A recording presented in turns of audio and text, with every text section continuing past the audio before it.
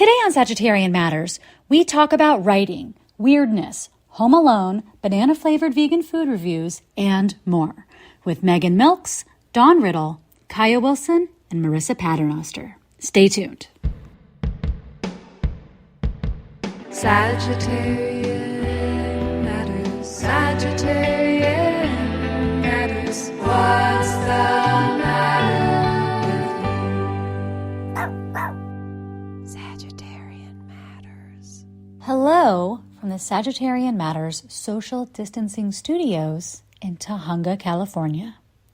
Listeners, today on the show, I am thrilled to share an interview with you that I did with Megan MILKS, author of Margaret and the Mystery of the Missing Body. This was one of my favorite books from last year. It was my favorite book that I read last year. But before then, we have an unsolicited banana-flavored vegan food review roundup with Dawn Riddle and a review and revisitation of Home Alone 1 and 2 with spouse to the show, Kaia Wilson.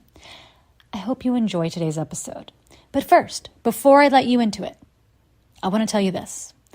If you have ever wanted to take a graphic memoir workshop with me, I wanted to let you know that I have one right now. Well, it's beginning in April. You can run, don't walk, to my website, NicoleJGeorges.com, to get more information and sign up. If you have any questions, you can email me through my website. It's a 5-week workshop. We might extend to 6 weeks if we all really like each other and want to learn for an extra week. And we'll talk about all sorts of things. We'll do writing exercises, drawing exercises. I'll show you some of my favorite comics, some of my favorite tips. We'll talk comics basics. You can be someone who is wonderful at drawing, or you could be somebody who is so shy about drawing and is very unfamiliar. It's okay. Everybody is welcome in this workshop, and you can find out more at NicoleJGeorges.com. I do not know when I will be teaching it again. I do not have another one on the books, so if you're interested, go over there. Okay, now that I've told you that, on with the show. Dawn Riddle is a multidisciplinary artist from Portland, Oregon. She's a brilliant painter, weaver, photographer, musician, playwright, videographer, and unsolicited vegan food review correspondent. Here are 2 reviews from Dawn's recent travels to the East Coast. She went to Philadelphia, and then she went on the road with the band Screaming Females, including friend to the show Marisa Paternoster, who you will hear in the background here. Now please enjoy these 2 banana-flavored vegan food reviews. 1, 2, 3. Unsolicited vegan food reviews, completely and totally unsolicited reviews for you. What are they gonna say? We didn't ask for it, but we got them anyway. Hello and welcome to another Philadelphia edition of Unsolicited Vegan Food Reviews. I'm sitting in Megan and Chris's church surrounded by dogs. They aren't religious people. They bought a church. They live in it. Clarification. Okay, so I noticed at Grocery Outlet a product called Muwala plant-based banana milk. And I really wanted to buy it to try it with Megan because when I lived with Megan many, many years ago, she would have big smoothies of, I think, just bananas and water every morning. So we're going to talk about this now. It is got water, bananas, sunflower seeds, and cinnamon. And that's it. It's really nice list of ingredients. The taste is, it's like a watery smoothie, I would say. So it would be good to add to a smoothie. I also think it would be good with a kind of bland cereal. They have a little story on the back. Is that Muwala is a koala with cow design. And he seems to make this product in a secret factory. And he leaves the bottles at your favorite grocery store, hides and waits for you to pick them up, and sometimes follows you home.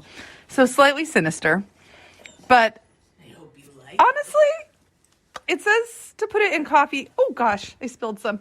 I don't think I would do that, but I think I would use it for cereal. I would use it for baking. And I think it was $1.99 at Grocery Outlet, who sponsors this segment of Sagittarian Matters, I'm fairly sure, except for they haven't really come through with any deals yet. Okay, I love you. Bye. Hello, Sagittarian Matters. This is Dawn Riddle, Marisa Paternoster, and Michael Abate. I'm not here. No, you got to start over. Well, I actually kind of like how it's gone so far. We're going to eat a thing we bought at a gas station in Alabama called banana planks, Uncle Al's banana planks. It is vegan. It also comes with a warning that it may possibly be produced with genetic engineering. So what we have in here, it was $1, or it was like $1.19. What we have in here is what looks like a scalloped graham cracker shaped cookie dripping with, I mean, it's like dry, but at one point it was dripping with yellow ooze, which I'm assuming is the banana. And it's a plank, I think, just because it's very flat. And as a frequent planker, I respect it. She's crunching it right now. I think it's pretty good. Oh, she likes it. I bought the banana plank flavor due to, I think, it having like a better way of rolling when speaking it. They also had like original recipe and lemon. So next time I'd probably try original. This tastes like a pretty good graham cracker with a hint of banana runts on top. Marissa's refused to eat it, so she's only tangentially appearing on this review. I wish you all the finest banana flavors of the day. I love you. Goodbye.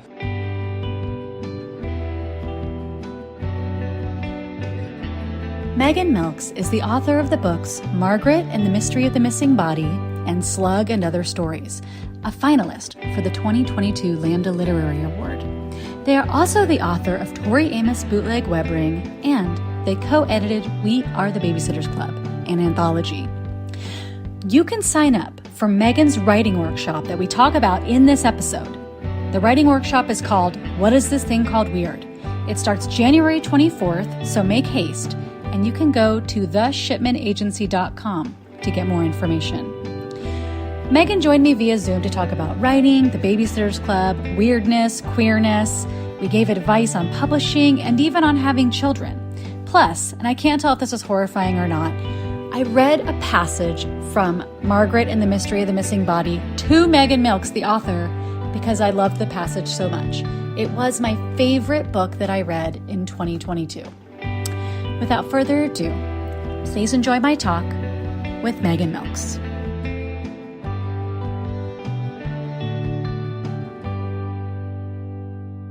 Margaret and the Mystery of the Missing Body. How would you describe this book?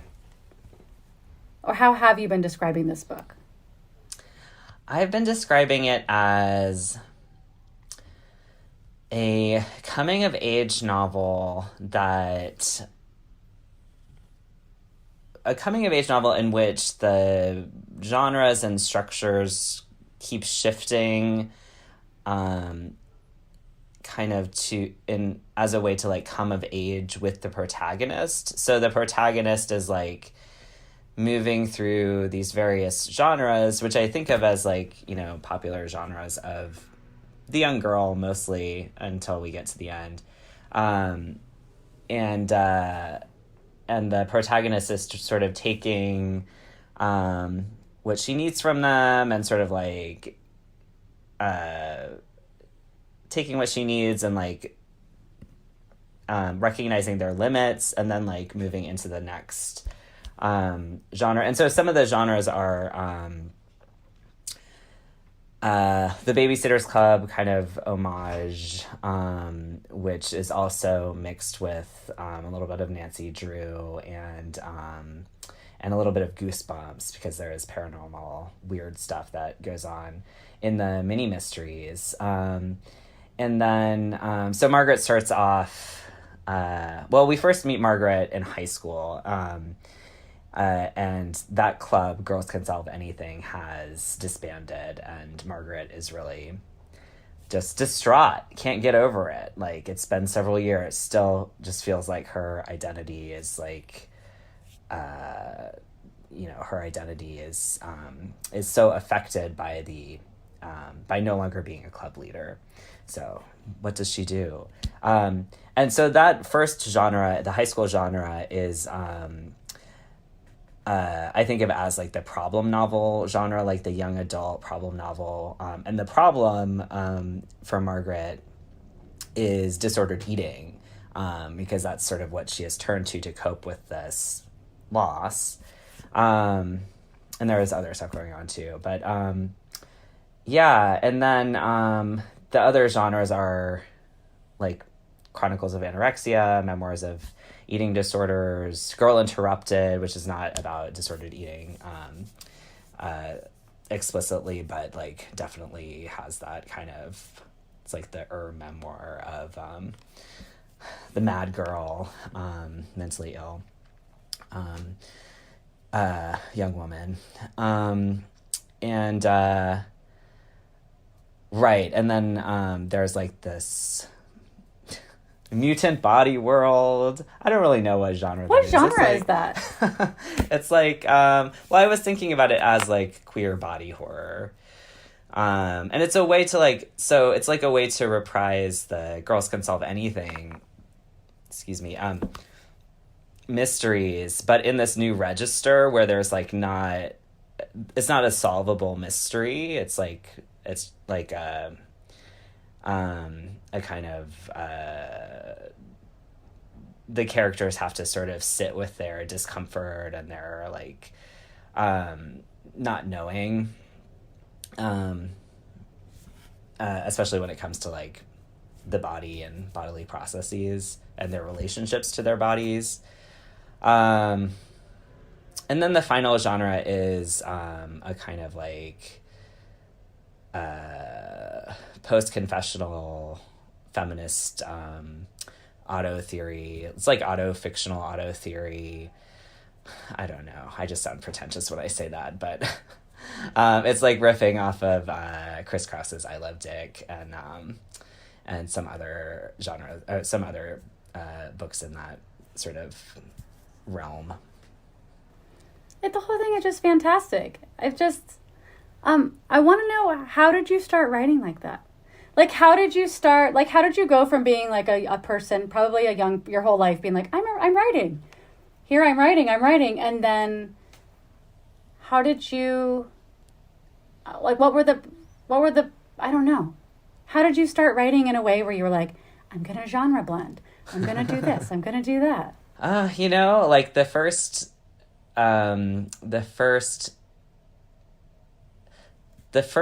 unfinished novel that I began was, when I was 10 years old or so.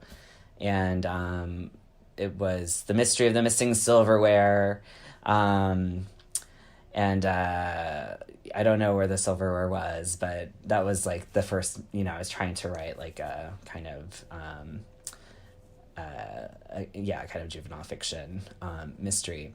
Anyway, like these adolescent genres have been just so important and formative for me as a writer.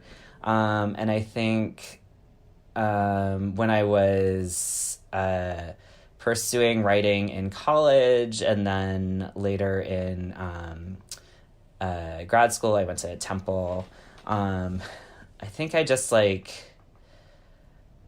I was in some ways just really resisting kind of like the dominant modes of like literary fiction that we were being asked to kind of absorb and mimic. And I just found myself returning to these adolescent genres and thinking about ways to work with them in experimental ways. And then, I don't know, I think a friend of mine introduced me to Kathy Acker's Blood and Guts in high school, and it just gave me like permission to really go wild. There were versions of the novel that were much wilder and more experimental, that were kind of just like super anarchic and very like in some ways very derivative of Kathy Acker's work. And actually, Kathy Acker used to be a character in the book in very early versions. I think she shows up in a motorcycle and runs over Margaret. Deleted scene.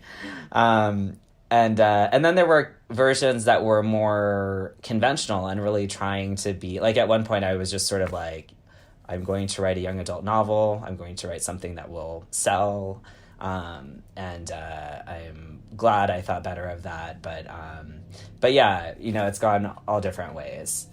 Can I tell you one of my favorite parts? Not a tiny part. Sure. That I was like, I can't believe you just did that. Okay, so the teenagers realize that their teacher, whose house they've broken into, has undergone a transformation. And their teacher has transformed into like a moth? Is that true? Yeah, mutant moth, butterfly, a mutant moth person. Mm-hmm. Okay, so I'm just going to read this tiny part, if that's okay with you. Sure. Okay. So, this is their science teacher. Sorry, I'm just going to read the whole book to you. I'm like, where to start? I don't know. I'm really just getting to this one part where the teacher flicks their tongue. But okay.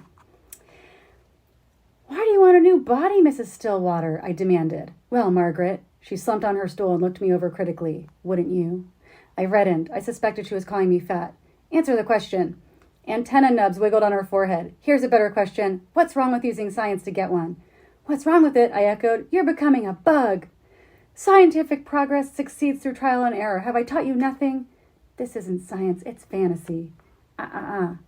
She clicked softly and shook her head. Or, You're smarter than this. She sloped her thick body toward me, expressing a smell like decaying lettuce.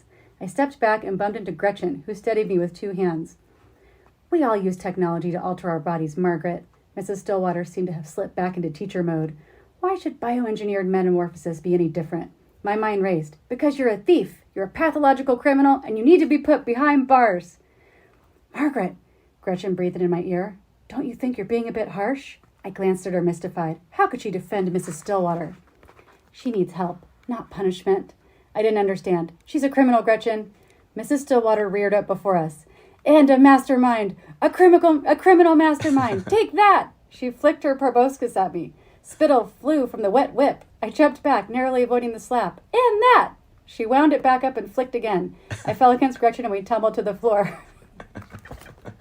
The part where you have her... where you have her going, take that! And that! That part... I just was reading and I was like, I can't believe somebody just got to write that. It just was such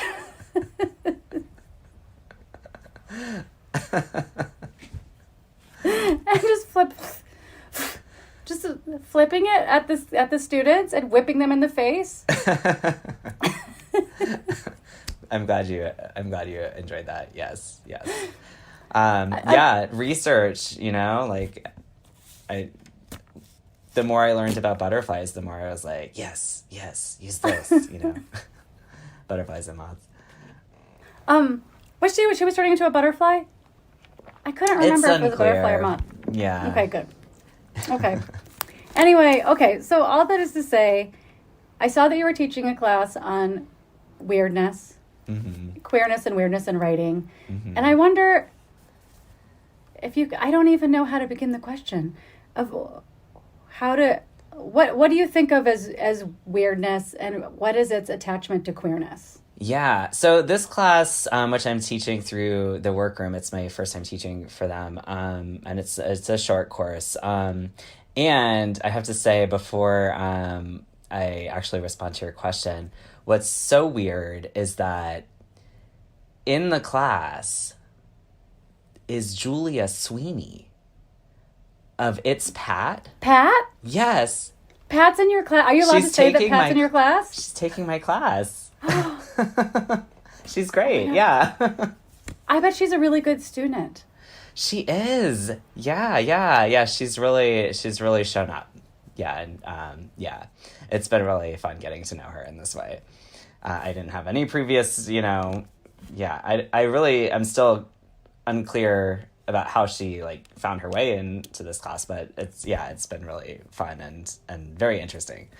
But to your question, okay, so I'm really using this class as a way to explore these topics myself. The class is titled, "What is this thing called weird?" And for me, like, this is, it's a real question. It's an open question.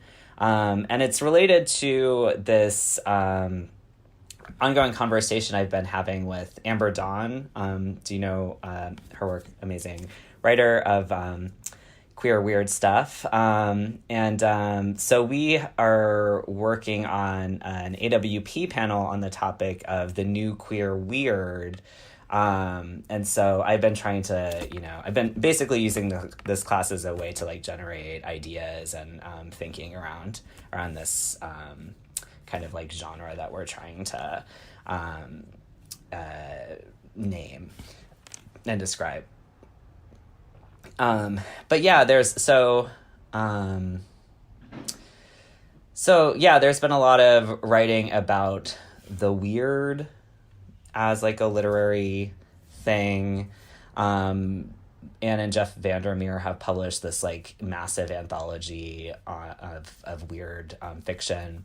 And then in the past like decade, maybe decade and a half, or maybe 2 decades, I don't know. But there's been more discourse around like what's become known as the new weird.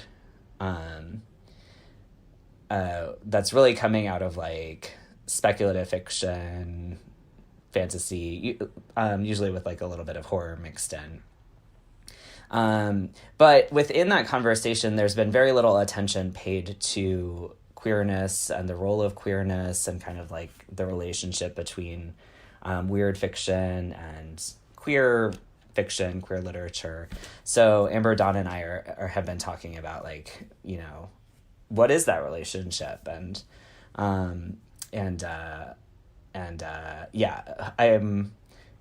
don't know yet. I'm still thinking about it. I know she's still thinking about it. Our panel, we're all thinking about it. So probably we'll be writing about it too. Are all queer people weird? I hope so. I hope so too. I mean, I wonder, like, how do you approach this with your students? Is it just a level of giving them permission to let literally anything happen? Or is it more like, I don't know. How do you lead someone to the weird or queer water, and then you show them a lot of examples, and then you're like, all right, get freaky. I mean, that's basically what I've been doing, but I have been wondering if that's the best approach. I mean, yeah, I think, I don't know, like, yeah, I kind of have been developing exercises based on the examples that we've been using. And some of them are kind of like more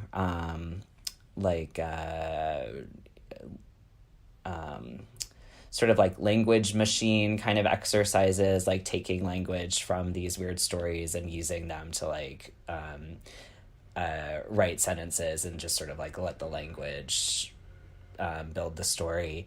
And then others are sort of like,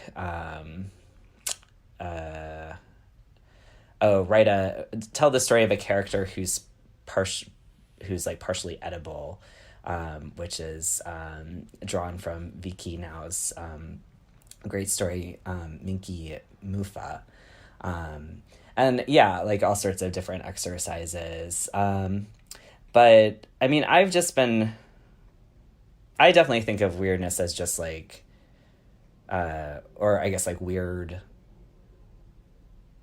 writing, as writing that's just like outside of conventions or like defies conventions or yeah, just like does surprising unusual things, whether it is through the supernatural or paranormal, which is sort of like the traditional kind of definition of the weird, or through like weird logic, which can be like absurdist. I mean, yeah, some of what we've been finding out is, at least based on the examples that I've decided, are examples of weird queer fiction, is that a lot of queer fiction is very funny. A lot of weird queer fiction is very funny, and not really suffused with dread, in the way that some of these like older examples of weird fiction are.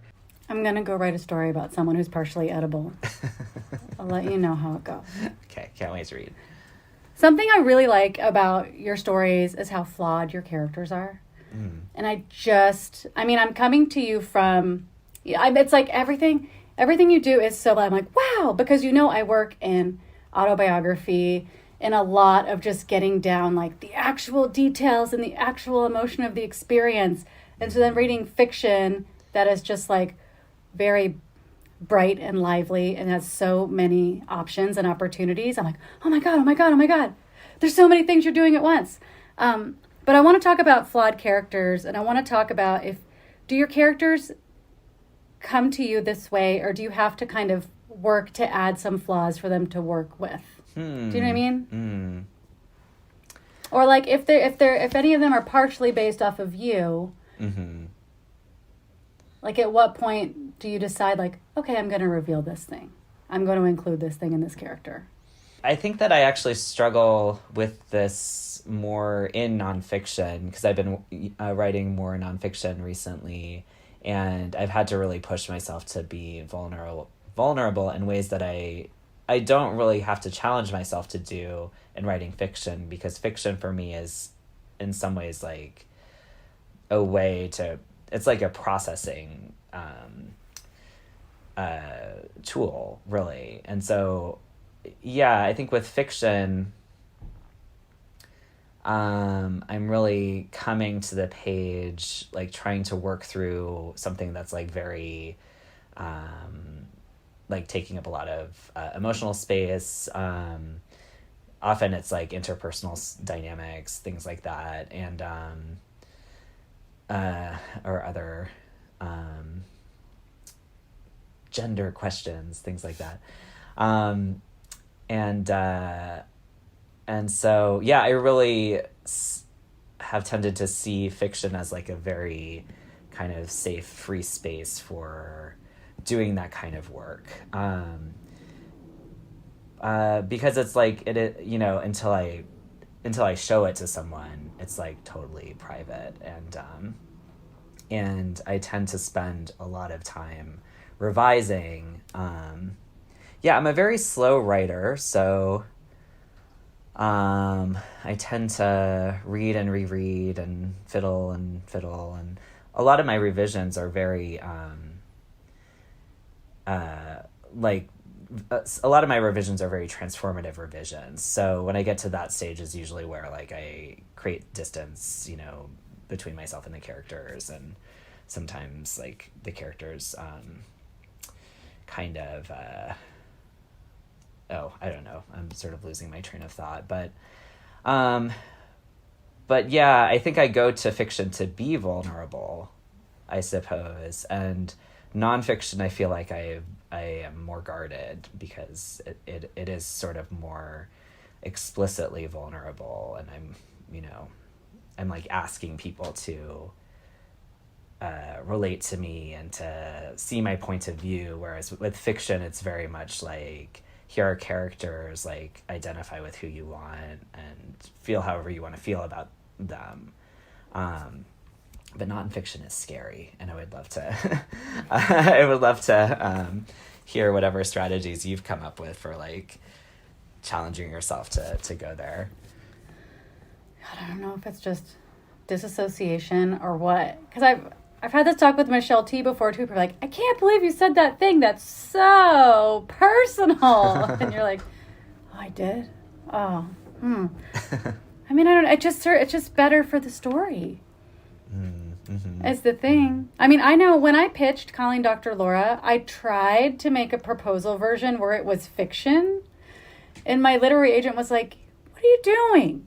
The most interesting part of this is that it really happened. Like, no, you're not allowed to write it as fiction. This isn't a fiction. Like, no. And I was like, oh, God, really?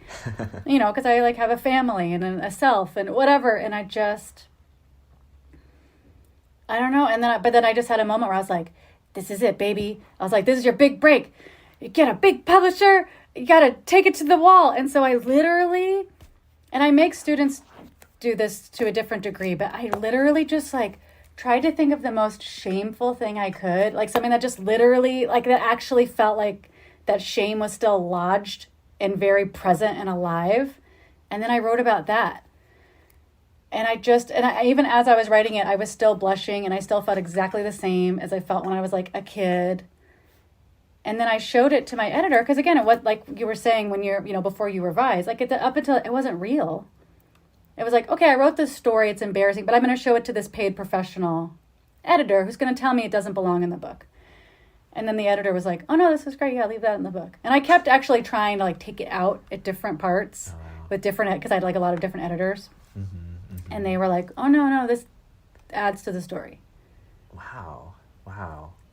And then there's just the value in that, and then publishing it and having people, I mean, I did zines for a long time, so like diary comics, where I had different levels of disclosure about things, and just the things that were hard for me to write ended up being the things that people gravitated towards and were like, oh, I really liked this part.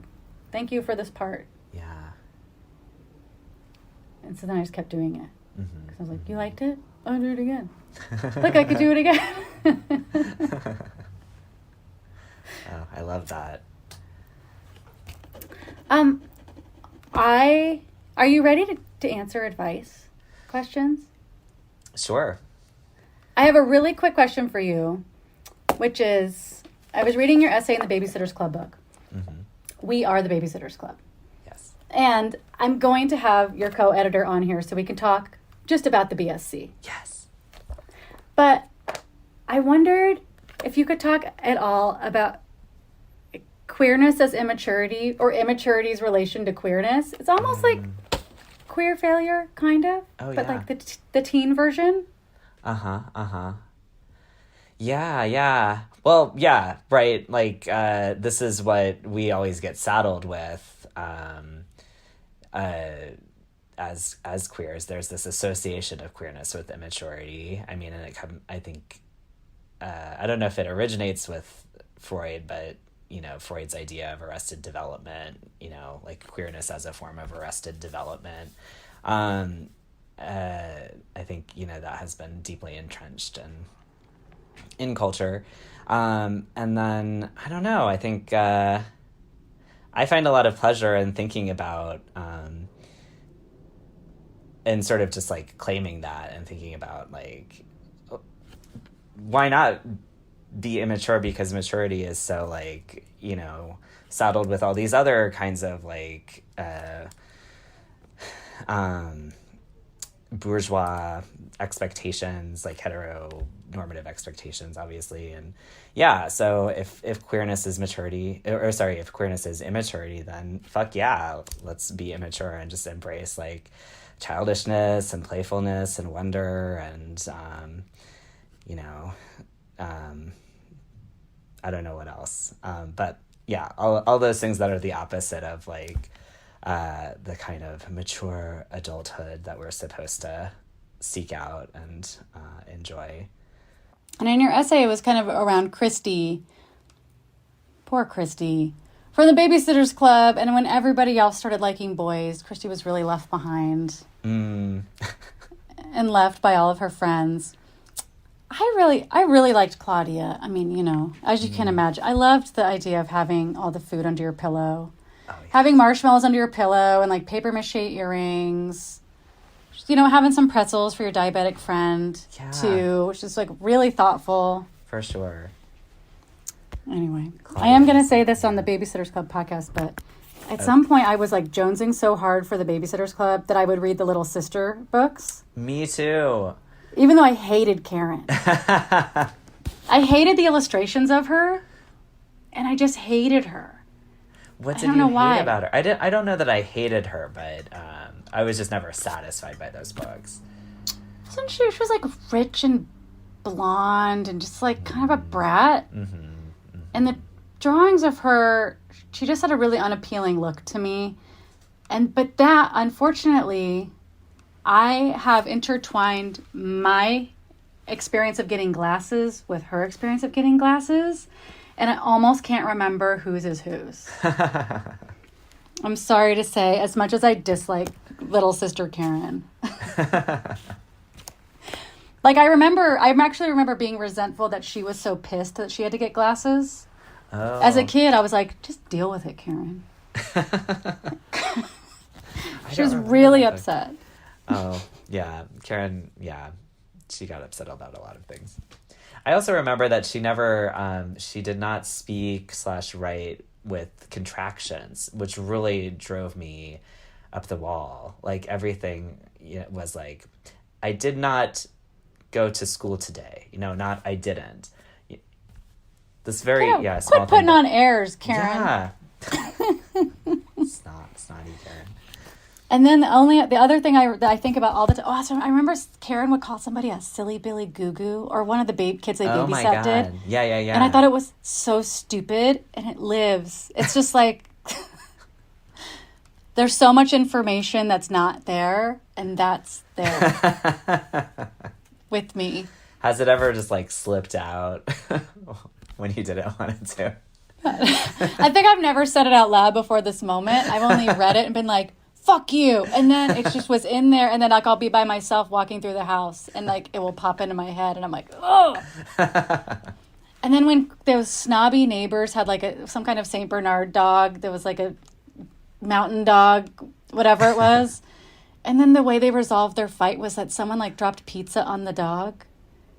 What? And they were like, he's a pepperoni hound now. Do you remember that? It was like, I don't. Christy was like having it out with the snobs, and they had some kind of St. Bernard, and somebody was holding a pizza, and they're like, get out of my way, bitch. I don't know what they were saying. There was some kind of something happened, and some pizza, like some cheese or something slid onto the dog, and then everyone just had a good laugh, and then they became best buds. Okay, rings vaguely familiar.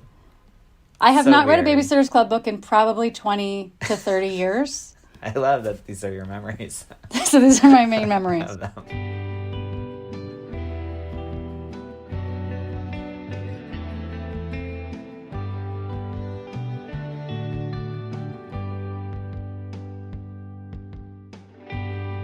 Today's episode is brought to you by Laura Perry, Jamie Rabin, Jennifer Astion, Shoshana Ruth Wechter, and Joey Soloway. If you would like to support Sagittarian Matters, in particular producer Chris Sutton, please send $5, $5 million, that's your business, via PayPal to hornetleg@gmail.com. Or, this just in, he's got a Venmo, Hell Books. That's HE double hockey sticks books on Venmo. Thank you for your support, and we look forward to saying your name on the podcast. Producer Ponyo looks forward to it too. Don't be scared. It's just Ponyo's speaking voice.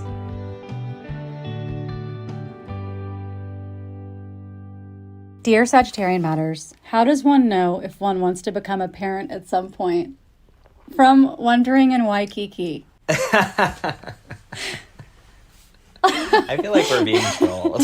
This person, I think they wrote it before I wrote, hey, you could ask us anything. Even ask us parenting advice. It doesn't feel like being trolled, but maybe they're entirely earnest. Okay, yeah, we should respond as if they are. Dear Wondering in Waikiki. All right, what do you say? I can only speak to the experience of being a pet parent, so I'm going to assume that is, included in their definition of parenting. And I can only say that if you're willing to commit to being a forever friend to your child or pet, then I don't know. And I really, I'm already feeling like I want to delete my response to this question. I like the forever part. It's true. You have to be in it forever. Forever. Yeah. Yeah, forever. I mean, yeah, you have to sign that. I signed it at the SPCA, but yeah, I don't know that I have anything.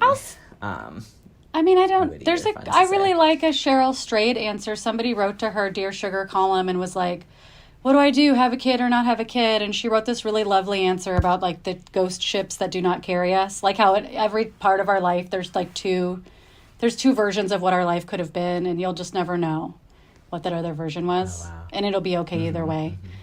But I want to tell this person, when I was in my Oh, that's good. early to mid 30s, I was having this like, you know, biological, like, maybe you should have a baby thing. And then I went to visit, and some of my queer friends were having babies, and they were like, come on, do it with us. Come on, let's all we'll do it together. And I was like, oh, maybe we should all do this together. And then I visited some friends, some straight people that had adult kids, like 18, 19 years old. And they were like, you don't want a baby. Your art's your baby. They're like, don't do it unless you really want that to be your thing. They're like, your art is your thing. You don't need to have a kid. And it was nice to have that perspective, because my queer friends that were like feeling lonely were like, come on, do it. Don't leave us alone. And then to have some people that were like, let your art be your baby. Let your dog be your baby. That's fine. And I was like, oh. So, you know, I don't know, like what's the thing you actually want? You have to babysit 24 hours a day.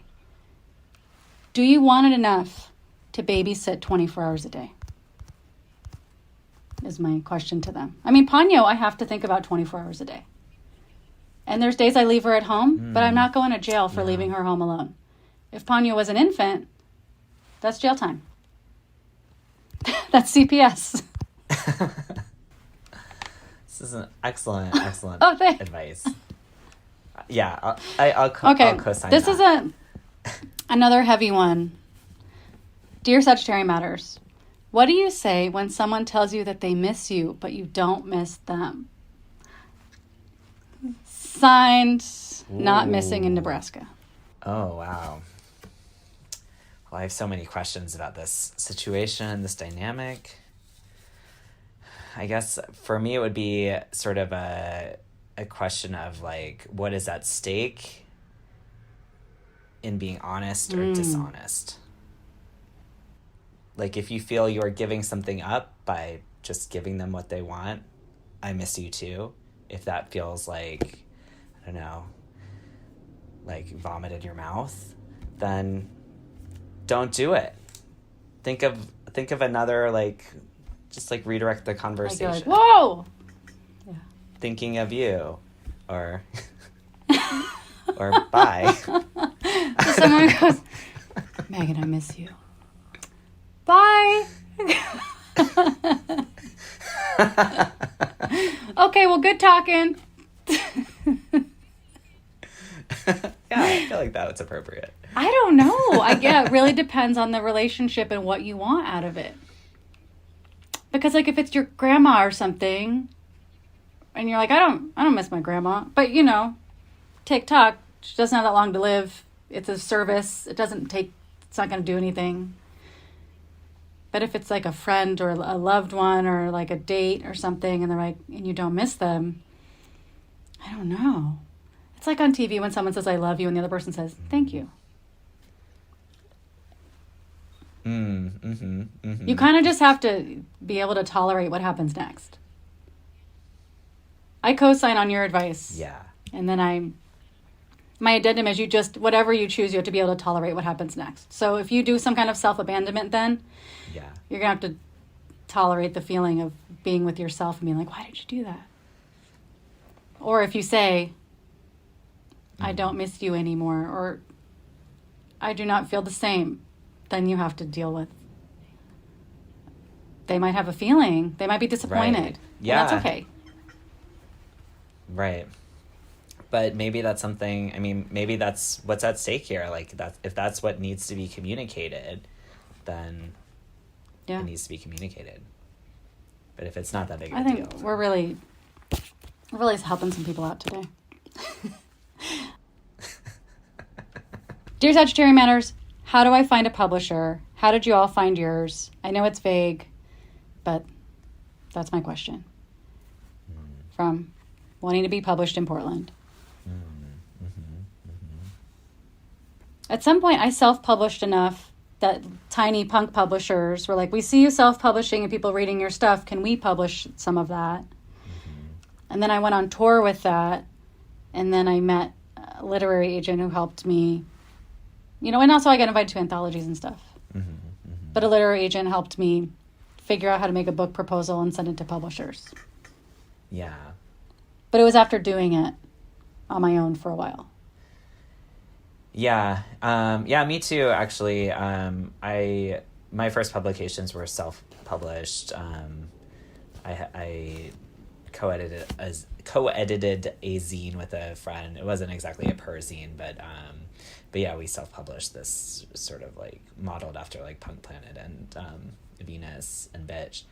And then, yeah, just kind of published in tiny literary journals and just kept writing and finding places that would be willing to publish my work. Met people, and I met my agent through a friend who connected me, and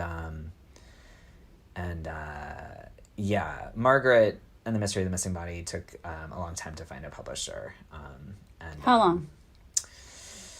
Well, I guess like all in all, like a year and a half, but like part of that time we had like pulled the manuscript, like we sent it out and then got some rejections, and then I was sort of feeling like maybe it's not time, maybe it's not ready, and so we pulled it, and then I did like a pretty significant revision, and then we sent it out again, and then it took I don't know, like probably 6 or 7 months. Yeah, but I mean, I think it found the right publisher for sure. Like, I've been very happy with Feminist Press. Oh yeah, they did such a beautiful job. Yeah. But it's nice to know how long it took, because it's really hard to stay hearty during that time of being like, okay, here you go, world. Here's my tender, here's my new thing. That's like barely cooked. It doesn't have a crust on it. It's like very tender. Yeah. I can't wait to see what you think of it. And then it takes forever. Oh, I know. It's excruciating. It really takes forever. And then I've had to tell an agent, I don't want to read the denials. I don't remember what you call them. The rejections. Yeah. I don't want to read the rejections. They can give me a rejection roundup of who said no, but like the little tiny things that people write just get stuck in my brain and make me never want to write again. Hi, listeners. If you have ever wanted to do a graphic memoir workshop with me, please run, don't walk over to my website, NicoleJGeorges.com, and sign up now for my graphic memoir workshop that begins in April. It's a 5 to 6 week workshop, depending on how much time we want to spend together. And I will be going over the basics of comics, the basics of planning a long-term graphic memoir project. We'll dabble a little bit in fiction. I'll teach you things that you can use for a memoir project or for fiction, your choice. But basically, I'm talking about comics, I'm talking about writing, I'm talking about vulnerability in writing, editing in comics, and so much more.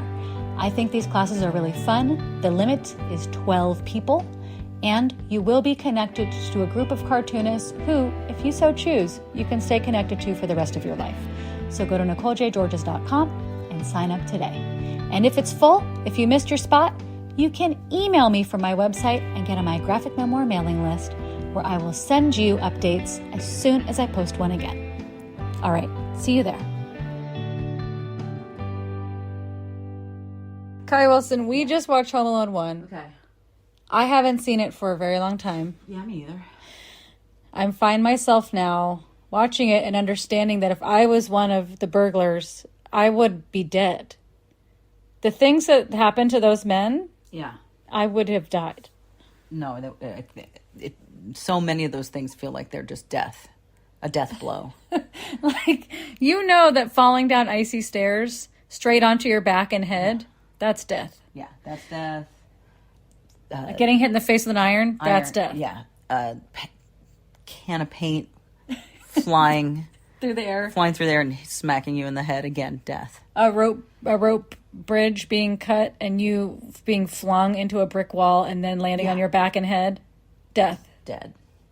I also identified more with the old man in Home Alone 1 than the child, which is different than when I watched it and I was the same age as Kevin.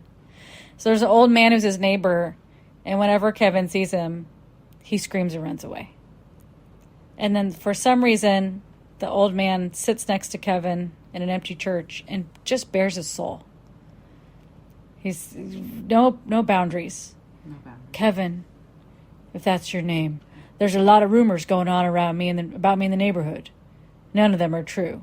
How does he know the neighborhood? Yeah, what is true is that I got into a fight with my son, and we're estranged, and I can't stop thinking about it, and I'm so sad, Kevin. Well, you know what you should do, mister? Just talk to him. Oh, you think so? Or what if he rejects me? Well, then at least you know, and you don't have to worry about it anymore. Yeah. God, Kevin's brilliant. So then Kevin goes Brilliant home, therapist. and he just... So you remember the part in Home Alone where there's like a whole dance party happening? Like there's a puppet theater that Kevin's made of a whole dance party. There's so many rigs, so much rigmarole, so much string, so many like dummies that he had to haul up from the basement, the Michael Jordan thing, the Michael Jordan cardboard cutout. He cleans up all of that impeccably. He's like a master engineer too, because he like sets up the Michael Jordan cutout on a electric train set so that it looks like this kid is a fucking genius therapist. He's a genius therapist. He's a gifted therapist. He's an incredible engineer. Yeah. And he cleans house like nothing. Oh yeah, the next day it's pristine. Yeah. After bringing out literally everything from the basement. Yeah. And so then he sets out his plans, which are definitely drawn by a child, you know, because they have like a couple letters backwards. So you can tell it was definitely drawn and written by a child, not an adult prop designer. And it's ornaments is spelled wrong, so you can tell a little kid did it. And he just sets up so many booby traps with rigs and pulleys and like things hanging from the ceilings. How does he do that? I mean, it just must be hauling ladders, has a hammer and nails, so much twine, tar. We don't see a lot of the setup. We see some of it, but it's you know. And it's just really thoughtful. Like, okay, the same person who tries to come in the basement is going to get their shoes taken off by the tar, then step on the nail. Then they're going to go back downstairs, try to come in through the window. And that person who's shoeless with the nail foot is going to step on all the ornaments. Yeah. You really thought it through. So my version of this when I'm home alone is I put a hamper in front of the door so that I'll hear it. Or maybe if someone will try to open my bedroom door while I'm sleeping and feel some resistance, I go, oh. Yeah. Or if I was going to think twice. I would put ornaments under the window, but I wouldn't leave the window open. And I would assume the person was wearing shoes. Yeah, I mean, I'm not really I'm going to give you some pointers for safety after So we record this. But we moved on to Home Alone 2. yes. And we haven't finished it, so no spoilers. But there is a homeless woman, a person experiencing unhousedness, a person experiencing homelessness, covered in pigeons. Have I already taken the first steps to this lifestyle? I haven't not taken the first steps to this lifestyle. I have started to cultivate the birds. Yeah. Kevin screams in her face when he encounters her in the park. Which is very scary. Because she's a woman. She's a woman. She's older, you know. She's a little... ancient. She's an ancient woman. She's a woman in her 40s. Yeah. And and she has kind of ruddy cheeks. she looks so much like the villainous woman in Pete's Dragon, like kind of like the tattered wear and a hat. Oh, I haven't seen that for too long. Well, but that's next. So then the woman, Kevin screams. She helps him get his shoe out of a rock. He runs 50 feet away and then goes, "Hey, sorry I screamed in your face. I thought you were scary, but now I don't." I thought you were scary because you were covered in birds, but now I see you must be pretty nice. They must like you. And that's why they're covering your whole body. My name's Kevin McAllister. Hey, I'd love a hot chocolate. Want to join me? It's on me. And then she's like, yes, because she's in her 40s. Then she takes him to like the ceiling or the attic of a place that has symphonic music playing. Pigeons are with her, as always. Yeah. And then she just bears her soul. Again, yeah, bears her soul. I was in love once, and then I got rejected. She said, I didn't always used to be like this. I didn't used to be like this. I was loved once by a man who betrayed me, and now I don't think I can ever love again. Which doesn't really like account for Everything. all the other dominoes that must have fallen in her life. Yeah. If Kevin's like, you should love again. Once I had rollerblades. Yeah. And I didn't wear them because they were too nice. And then you know what happened? And she's like, what? On the edge of her seat. I outgrew them. Just like your heart. If you don't use it for a while, you may find you've outgrown it. Like you just... I fell asleep during... It was so long. It was like a 40-minute monologue. It was so long about the rollerblades. I just can't imagine any of these adults. And this woman obviously going through a lot. He's like, my life's a lot like yours. Oh, yeah. My family doesn't listen to me. And when they do, I'm the youngest. And when they do listen to me, I get sent to my room. Kind of like you. And then she does somehow make a bridge between the nonsense that he's spewing and then her very dire situation of whatever thing was the tipping point to make her a pigeon lady, which was a heartbreak. Anyway, she's telling this 10-year-old she just met on the streets. And then he gives her that great advice to just love again. What does she have to lose? And I'm kind of like, Kevin, I think she's got a lot to lose. Yeah. We'll definitely go gay. I mean, if we could insert some, Yeah, go ahead. But I just want to say, what did you Google right after we watched the scene with the pigeon lady? Well, I think you'd made a reference to like him having these bonding or like his like therapy moments with the old people who are old, olden cast members in the plot line, and I said, oh, that she's younger than me. I think she's 43 or 44. So then we Googled her age. You did the math. During this movie. During the film. And she is younger than you in this movie. She is. She's 46. Yeah. I just want to say no spoilers, but you remember like Kevin's super rich. Like his whole family is like so fucking rich. His dad just looks like a tennis commercial. And they have like 400 kids. Yeah. And then family members all have 400 kids because who cares about climate change? And like there's so much money in the fucking biggest house on the block. Let's take all these kids to Paris. Let's take all these kids to Miami. And then I think in the end of this movie, Kevin, who's been walking around with like thousands of dollars in his little fanny pack, I think that he gives the unhoused woman a Christmas ornament. Oh. And that's the heartfelt, no spoiler, sorry, but that's like the heartfelt end of for me. The heartfelt end of the movie. It's not that he gives her shelter, food, Just money. Money, resources. He doesn't get her a job at the toy store where he's best friends with the owner. He gives her a Christmas ornament and is like, we'll be friends forever. And she's like, God bless you. She died, I think the next day or something, that was a free it was like sub 10 and she froze. Right now we're watching Home Alone 2. And Joe Pesci flew into the air and landed on a car. I'd be dead. Daniel, whatever his name is, got hit in the face with multiple bricks that were thrown off the top of a building. I'd be dead. And now I think he's about to fall through the floor. I've reached the top. Also dead. There he goes. Oh, right onto concrete. Dead. Just fell like Face first onto concrete. 14 feet onto concrete. Oh my God. Ugh. Disgusting. Staple gun to the face. Dead.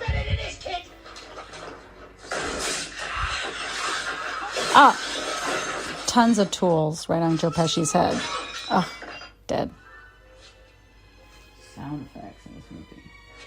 He's going to kill one of these men, and then he's going to have to face some real-life consequences. You know?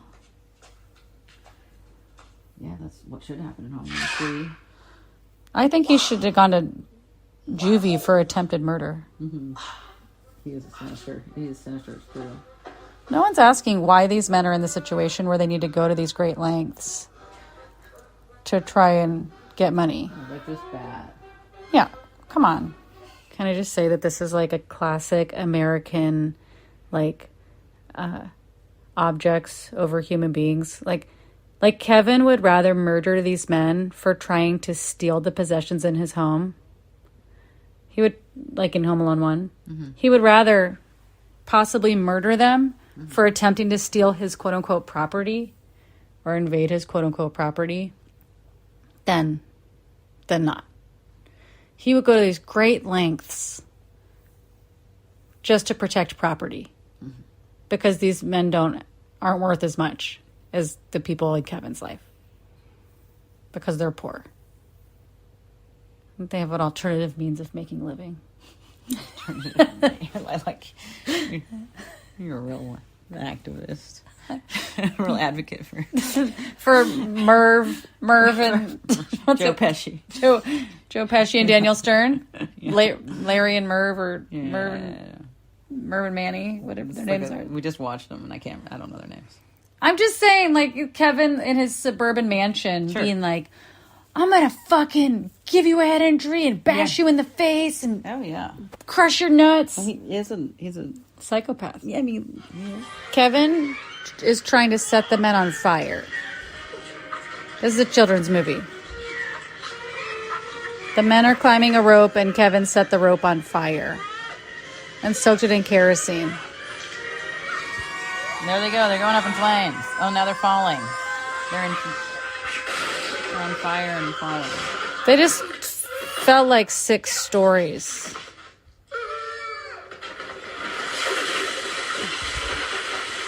A million billion cans of paint just fell on top of them. It's like paint thinner. That's like they're gonna be a cancer from all that toxic exposure if they don't die from all that. Also, Kevin blew up Joe Pesci. His head, yeah. Joe Pesci's head was on fire. Two guys robbed Duncan's storage chest are in the park. Central Park West and 95th Street. Look for fireworks. Hurry, they got a gun. Kevin, give me a break. You don't even live in New York. All right, Kaia Wilson. Oh, boy. We just finished it. Yeah. So as promised at the end, his spoiled rotten family are in a warm 2-story deluxe suite at the Plaza Hotel. Kevin runs away to go see his friend in old-timey garb covered in pigeon shit. Oh, yeah. He gives her a Christmas ornament. Exactly what she needed the most. How do you know? And he just looks so clean and so rich. As he's like, this way, we'll be friends forever. And then she just gives him a blank stare and says, thanks, Kevin. And then his room service bill comes in. So he has to go back to his 2-story hotel room. Yeah. She's also in great spirits after sleeping in the snow. Yeah. She slept outside. It snowed that night. Nobody had Kevin didn't wake up with like a pang of like, oh shit. It got so cold. I wonder if she made it through the night. I hope she's okay. Instead, he was like, I'm going to give her a Christmas ornament. Yeah. That would mean so much. Why didn't he bring her back to the hotel room if they're best friends? Yeah. If they're friends forever, why not even get her to a place in the lobby? He's already blackmailing Tim Curry, the known homosexual in the movie. He's already blackmailing Tim Curry. Why doesn't he say, if you really don't want my dad to sue, you'll let my friends sit in the lobby and drink hot chocolate. It's Christmas after all. I like the rewrite. Thanks. That you're making, yeah. Well, why does it have to be exactly the same as the first movie where... Yeah, no, it's exactly the same. Somebody around your age wearing boots scares him to death just by existing. Yeah. The boots is a central part. Just by having an old face. Yeah. Ooh. No, it's a big scream. That's what made the movie. It's a big scream. Huge scream anytime he sees someone with an old face. Yeah. No! Terrifying. The humanity of Marv and Harry was never... They deserve justice. Oh, God. They really were put through it. They were put through a little much, considering they're just burglars. They're not like Jeffrey Epstein. They're just cat burglars. Yeah. He's like, hey, cat burglar, I'm going to set your head on fire and then fill a toilet bowl with flammable liquid so when you stick your burning head in it, you blow up. I mean, the sadistic, I mean, the thoughtfulness. It's the Yeah. imagination of this child, the kind of gruesome detail of torture. This is like the Golden State Killer. Probably something else. This is like the Golden State Killer stacking dinner plates on top of somebody in their sleep or in their bed and telling them not to move. This is the same. That's Kevin grown up. I don't know what you're talking about. It's so creepy what you just said. Okay. All right. That's all. Will you give this movie how many thumbs up? I mean, None? yeah. One? I feel, set for life having watched both movies for the second time in my lifespan as an adult, because that didn't come out. I was 17 when the first one came out, so. I would never watch number 2 again. I'd never watch either of them again, but I'll go for 3. No. I'm kidding.